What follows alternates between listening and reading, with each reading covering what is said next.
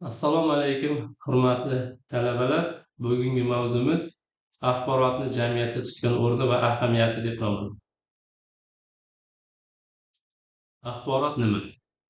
Axborot bu inson uchun ma'no va foyda kasb etuvchi har qanday xabar, bilim, signal yoki tafsilot bo'lib, bu qaror qabul qilish, fikrlash va harakat qilishga asos bo'ladi. Ilmiy ta'riflar. Informatikadagi ta'rif. Axborot bu noaniqlikni kamaytiruvchi va biror holat haqida tushuncha beruvchi ma'lumotlar to'plami. Ijtimoiy nuqtai nazardan axborot bu insonlar o'rtasidagi muloqotni ta'minlovchi tafakkur mahsuli bo'lgan bilim shaklidir. Axborotning asosiy xususiyatlari: mazmunlilik, foydalanuvchi uchun ahamiyatli bo'lishi kerak. Ishonchlilik, haqiqatga mos va aniqlangan bo'lishi kerak. Dolzarblik, vaqtida yetib borishi, eskirmagan bo'lishi kerak. Tushunarlilik, oson qabul qilinadigan shaklda bo'lishi kerak. Qayta ishlanganlik, tahlil qilish, saqlash yoki uzatishga yaroqli bo'lishi kerak. Axborot bilan ma'lumotning farqi.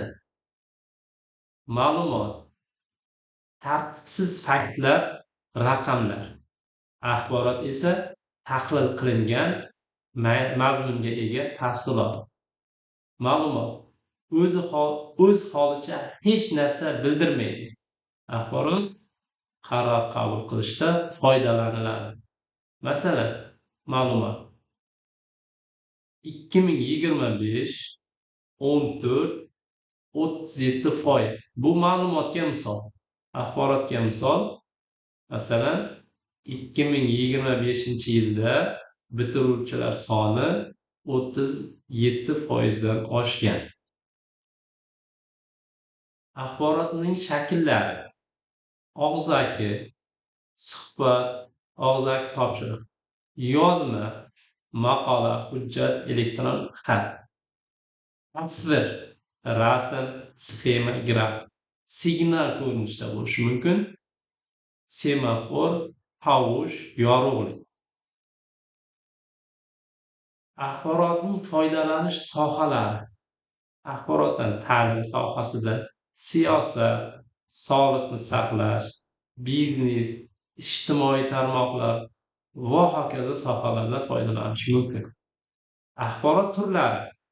Axborotlar mazmuni, shakli, kelib chiqishi va foydalanish sohasi bo'yicha turli toifalarga bo'linadi. Birinchi, mazmuniga ko'ra axborotlar.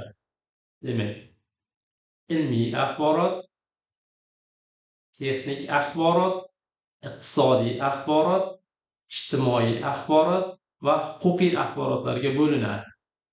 Ilmiy axborot ilmiy tadqiqotlar, nazariyalar, tajriba natijalari bo'lishi mumkin. Masalan, maqola, dissertatsiya, ilmiy ma'lumotlar.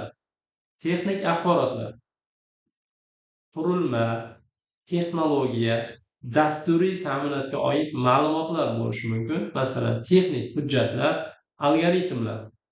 Iqtisodiy axborotlarga esa iqtisodiy faoliyat, bozor, moliya, resurslar haqidagi ma'lumotlar bo'lishi mumkin. Masalan, narxlar, hisobotlar, marketing tahlillari. Ijtimoiy axborot esa jamiyatdagi hodisalar, siyosiy voqealar, ijtimoiy jarayonlarga doir tafsilotlar bo'lishi mumkin. Masalan, yangiliklar, intervyular, tahliliy sharhlar. Huquqiy axborotlarga misol qilib, masalan, bo'lishi mumkin qonunlar, nizomlar, me'yoriy hujjatlar. Bularga misol konstitutsiya, qonunlar va qarorlarni keltirish mumkin. Ikkinchi, shakliga ko'ra axborotlar quyidagilardan iborat. Og'zaki axborot, ya'ni so'z orqali muloqot shaklida beriladigan axborot. Masalan, ma'ruza, suhbat, intervyularni misol qilishimiz mumkin. Yozma axborotlar matn shaklida ifodalangan axborotdir. Masalan, kitob, maqola, xabar, xat. Raqamli axborotlar esa kompyuterlar orqali qayta ishlanadigan axborotlar deyiladi. Bularga misol fayllar, elektron pochta, saytlarni misol qilishimiz mumkin. Tasviriy axborotlar esa surat, chizma, grafik, infografika orqali uzatiladi. Masalan, diagramma, xarita, fotosuratlarni misol qilishimiz mumkin. Audio vizual axborotlar esa ko'rish va eshitish orqali qabul qilinadi. Masalan, video, kino, prezentatsiyalarni misol qilishimiz mumkin. Uchinchisi, kelib chiqishiga ko'ra, demak, birlamchi axborotlar, ya'ni bevosita manba yoki hodisa natijasida olingan axborot.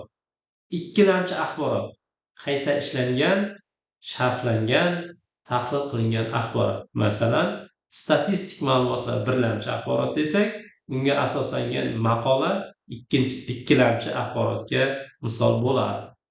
To'rtinchi, vazifasiga ko'ra axborot beruvchi, ya'ni bilim, ma'lumot yetkazadi. Masalan, ma'ruza, dars, yangiliklar. Buyuruvchi axborotlar harakatga undaydi.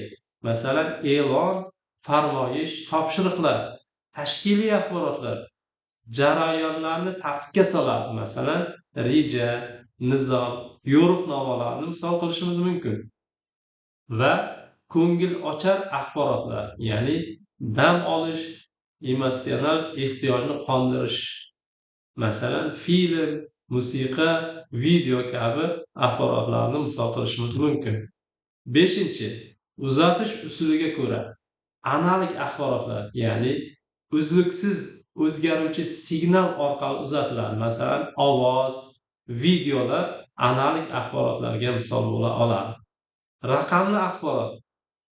Bular kompyuter tilida 0 va 1 shakliga o'tkaziladigan axborot. Har qanday axborot kompyuter tilida 0 va 1 ga aylantiriladi. E'tiboringiz uchun tashakkur.